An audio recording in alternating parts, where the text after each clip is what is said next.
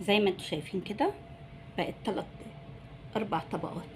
انا حطيت البسكوته تحت وحطيت النسكافيه والشوكولاته، ودي مهلبيه ساده خالص معلهاش اي حاجه، وطبعا نفس طريقه العمايل اللي هي على البارد كله. بعد كده بقى الوش الابيض ده هزوقه باي حاجات بقى عندك.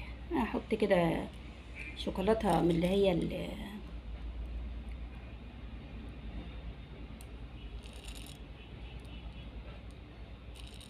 ممكن احط برضو بسكوتيه كده